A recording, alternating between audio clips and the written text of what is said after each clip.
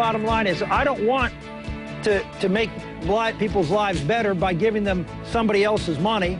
I want to give them the opportunity to go out and earn the money and provide for themselves and their families. That's Rick Santorum's tongue-tied moment on New Year's Day. Back with me now. Man who has some strong views on politics, Phil Donahue. What do you make of the Rick Santorum surge? One of many. He's, I saw him commenting on the Straits of Hormuz. He's got both guns out. He's already angry. You can see it. They better not block around. And you can hear the drums in the background. And the heartbeat accelerates. He wants to go after Iran. I mean, how many wars do you want to have in your lifetime? How many bombs are you going to drop? I just think it looks like we've become a warrior nation. We bombed Grenada. Grenada. We are dropping bombs on crowded cities at night where old people and children are sleeping. And we're watching it on CNN. And the only voice that's spoken up at all in this campaign about this is Ron Paul. Why are we so interventionist, he wants to know? What are we doing with all these wars? How are we safer? These are very common sense observations, and no other candidate can possibly speak those words. It would be, they believe, politically fatal. Now think about that. You can't use an anti-war platform to get elected. So maybe that explains why it's so easy for us to go to war. Norman Solomon has written a book which is War Made Easy, and essentially he says, if a president of the United States wants a war, he can have one. And I believe that totally. It's very, very hard to dissent. Think about what's against the person who wants to say, wait a minute, are you sure? Newt Gingrich said Ron Paul's positions are dangerous. So it's fear. We have to be tough.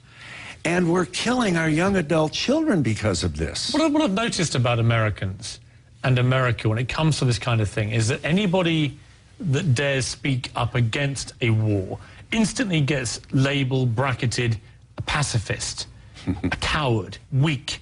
And it's not really like that in many other countries. It's the kind of thing that mystifies me, because you don't have to be a pacifist to disagree with, say, the Iraq War. Yes. At all. I mean, it's not pacifism. It's pacifism if you say no war is ever acceptable. If you say Winston Churchill had no right, Neville Chamberlain had no right to have a war with Adolf Hitler, then that is pacifism to me at its weakest. It is a weak position. Of course you have to stand up to a dictator like that. But when it comes to issues like Iraq, incredibly important that the world's #1 military power, #1 political power, #1 economic power has a proper debate about whether they should go into these things without people being labeled a pacifist if they don't think it's a good idea.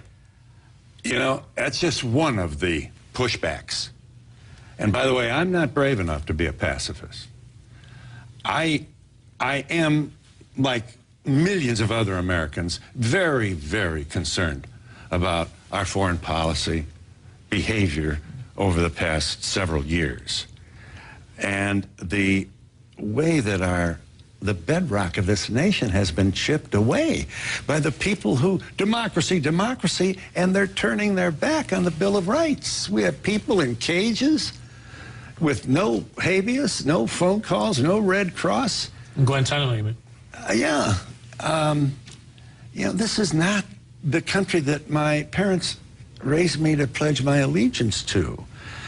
You know, you can't say you're a proud American and then waterboard somebody. You can't say you're a proud American and assassinate an American citizen in another country. Those are mutually exclusive ideas. See, Ron Paul, I mean, I interviewed him yesterday. It's interesting you say this, because his big thing, and I think it's an impressive thing to say, is he supports the Constitution. Yeah, I'm telling you. And for that, people call him crazy. And I'm like watching this from the sidelines. I don't have a horse in the race. I'm Isn't British. that amazing? And I'm like, here's a guy who basically repeatedly says, I support the Constitution. And he's the one everyone calls cranky. Mm-hmm. Yes, everything is turned upside down here.